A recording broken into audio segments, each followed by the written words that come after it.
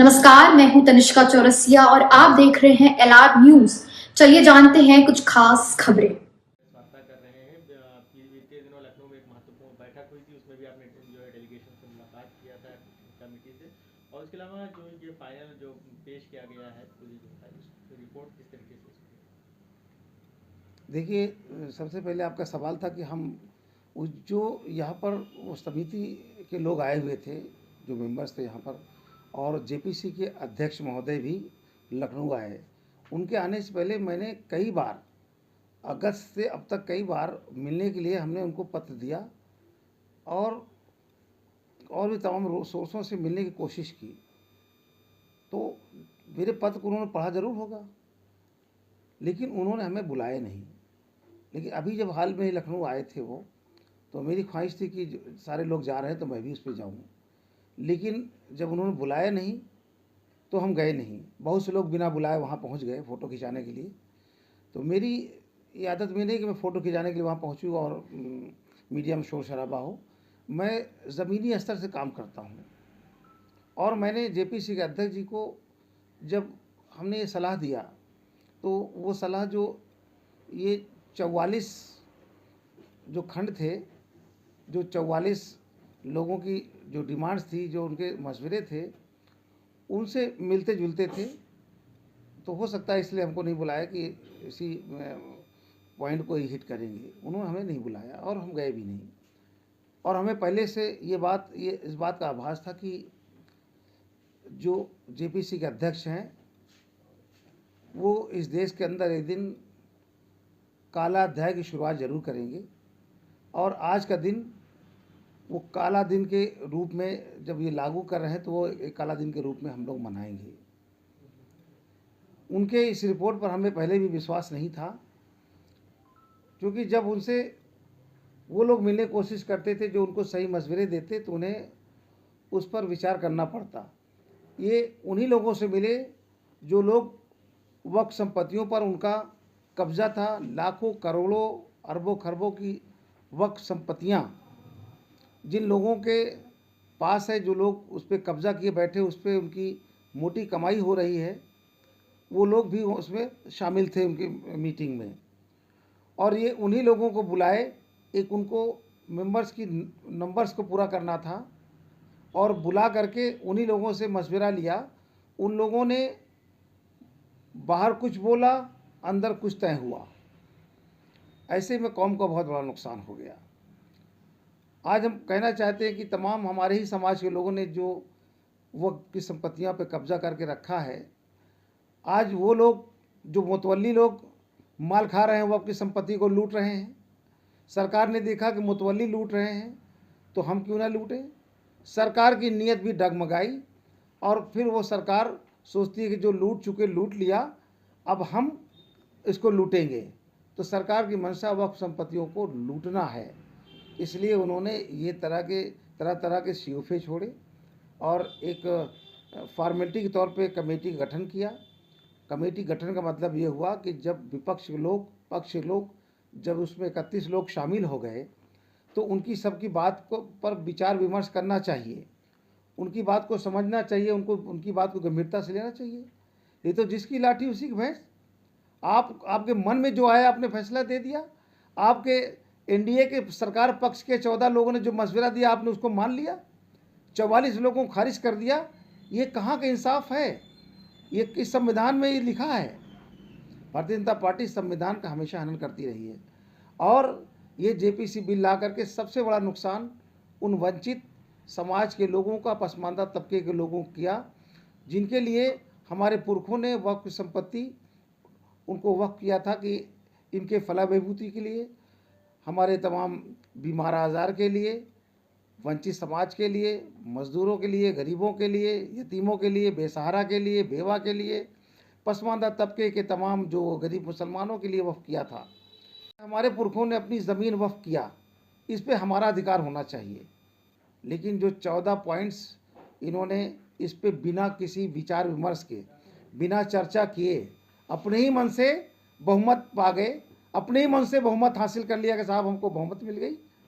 आप उसकी चर्चा करवाते, आपने उन जो कमेटी के अंदर थे जो विपक्ष के लोग थे आपने उनको सुना नहीं और उनका विरोध भी था और आपने फैसला दे दिया। कुछ लोग बैठे हैं, वो लोग भी उस कमेटी में हैं, जो लोग हैदराबाद में 300 करोड़ की संपत्ति, वक्फी संपत्ति कब्जा करके बैठे हैं। शायद उनकी क्या मंशा है ये तो वही बता सकते हैं, लेकिन कहीं ना कहीं मुसलमानों के दिलो दिमाग में बात है कि जो लोग वक्फ संपत्ति को 3000 करोड़ संपत्ति कब्जा किए बैठे हैं, वो हमारे लिए सरकार से डील करेंगे और अपने आप को बचाने की कोशिश करेंगे।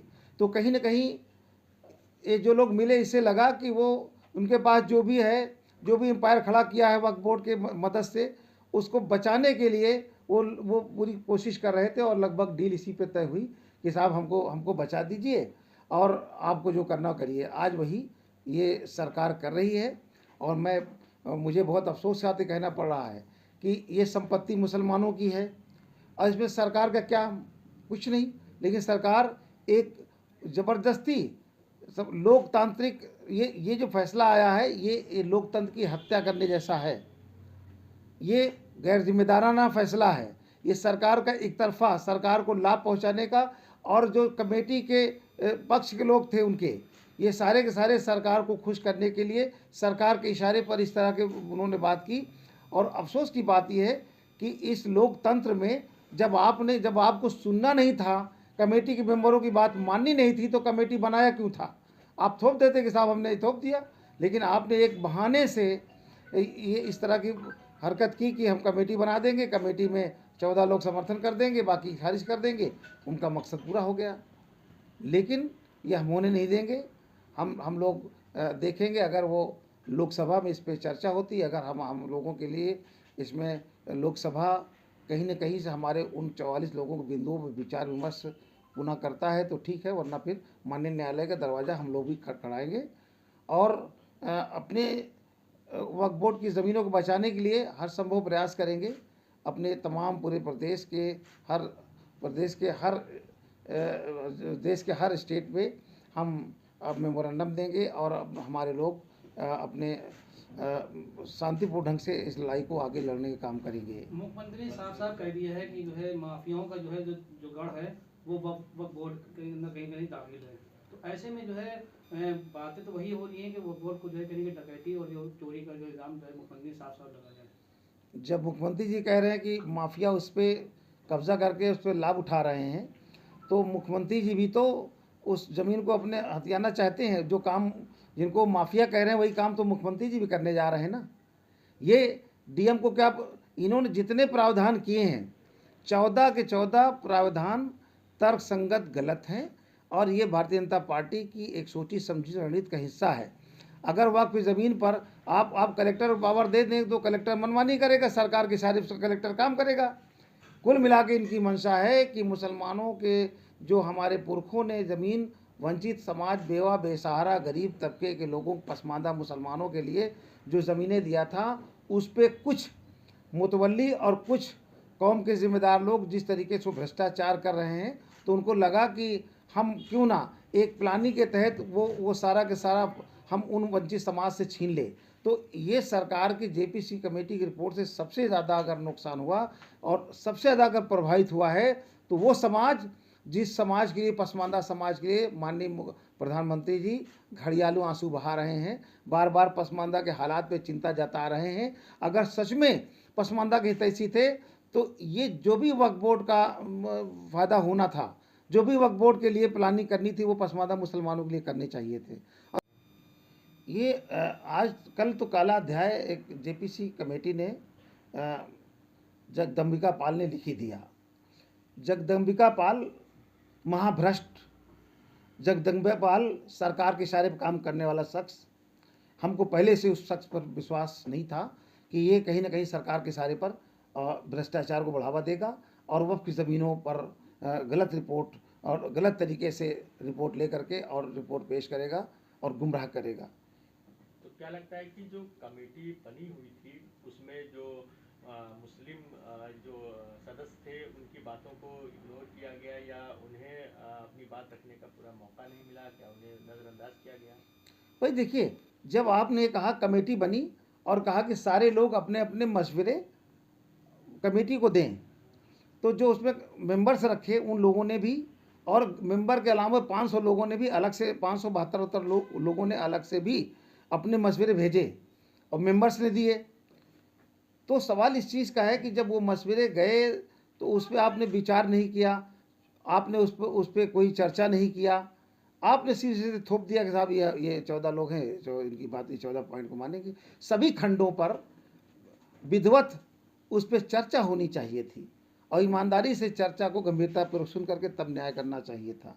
लेकिन जब उनके मन में पहले से नीयत खराब हो, पसमानदा तबके के हक को हड़पने की उनकी जो पहले से कोशिश हो, वक्त ज़मीनों पर पहले उनकी निगाह हो, तो ये उन्होंने केवल एक फॉर्मेलिटी करके और उस ज़मीन पर कब्जा करने की पूरी कोशिश की क्या है। लगता है पूरे प्रोसेस में एक तरफा सुनवाई हुई है? बिल्कुल, ये आज पूरा देश इस बात को जानता है और यहाँ तक कि देश के तमाम वो नागरिक जो सामाजिक तौर पे समाज में काम करते हैं वो सब आज उसकी निंदा कर रहे हैं कि ये गलत हुआ। आपने कमेटी बना के इतने लोगों को रखा और आपने विपक्ष की बात को बिल्कुल नहीं माना और जो पक्ष के आपके सांसद, आपके घर के पॉकेट के लोग थे, उनकी बातों को लेकर के आपने फैसला दे दिया। तो अभी इस मामले को लेकर आगे कैसे आप क्या कोर्ट जाएंगे?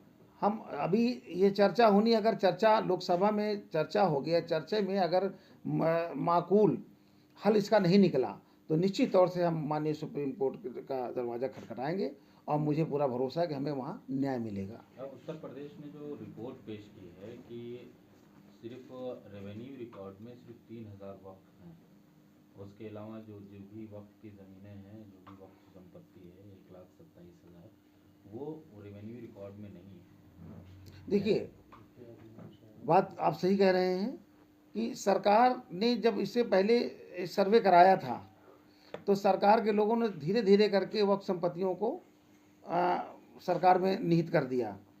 जब पता चला, धीरे धीरे सरकार की मंशा पहले से खराब थी इस प्रॉपर्टी पर, और उसके बाद आज जब ये बातें हो रही हैं तो कहीं ना कहीं जो इसमें मुलव्विस लोग थे, जो इसमें शामिल थे लोग, पहले शुरू से लेकर के अब तक ये कि हाँ साहब ये वक्फ बोर्ड में दर्ज नहीं है, ठीक है ना। वक्फ बोर्ड में जो दर्ज है और जहाँ पर हमारे लोगों ने जिन लोगों ने दिया है, हमारे पुरखों ने, वहाँ पर वो काबिज हैं, मस्जिद बना करके, मदरसा बना करके, इदारा बना करके, उसमें जो भी है चीज़ें वो सबको मालूम है कि ये वक्फ की संपत्ति है।